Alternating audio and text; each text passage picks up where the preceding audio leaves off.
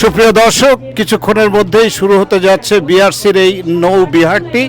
আর আপনারা জানেন যে বড় যে কোনো আয়োজনের পিছনেই কিছু কিছু কারিগর রয়েছে। তাদের মধ্যে অন্যতম এবং ব্রোকার অফ রেকর্ড বলতে হবে ড্রিম ভ্যালি রিয়েলটির সাব্বির খান। তাকে পেলাম, তিনিও একজন স্পন্সর এই আয়োজনের। তাকে দিয়ে আজকে কথা বলা শুরু করি। সাব্বির ভাই, ধন্যবাদ আপনাকে এনআরবি টেলিভিশনের পক্ষ থেকে। এই যে আপনাদের আয়োজন মানেই একটি বাড়তি কিছু, যে প্রতি বছর আপনারা নতুন নতুন কিছু ইন্ট্রোডিউস করেন, এবার আপনারা নৌবিহার আয়োজন করেছেন। তো এই নৌবিহার এই আয়োজনটি আপনি কিভাবে বলবেন এনআরবি টেলিভিশনে?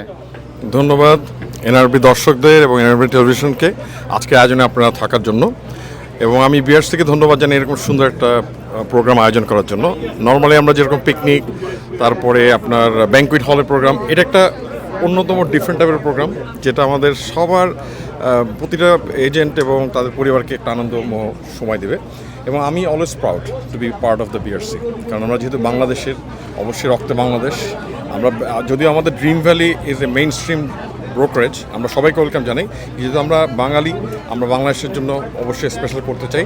এবং আমাদের প্রায় 400 মেম্বার আছে এই বিআরসিতে, যেটা আমি অলওয়েজ অ্যাপ্রিসিয়েট করি। এবং আমাদের hopefully we get something better out of this BRC agenda, এবং ভবিষ্যতে তারা আরও সুন্দর সুন্দর প্রোগ্রাম করবে এই আশা রাখি।